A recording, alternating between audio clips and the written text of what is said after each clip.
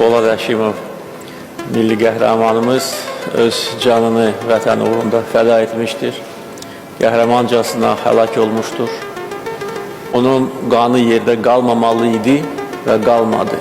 Onun qisasını biz aldıq və döyüş meydanında aldıq və Polad Həşimov kimi qəhrəmanlar daim Azərbaycan xalqının qəlbində yaşayacaq. Mən onun bir hərbçi kimi fəaliyyətini çox yüksək qiymətləndirirdim. Mən şəxsən onu yüksək mükafatlarla təltif edirdim. Mən sevinirdim ki, Azərbaycan ordusunda belə peşəkar, vətənpərvər, yəni yeni nəslin nümayəndələri yetişir.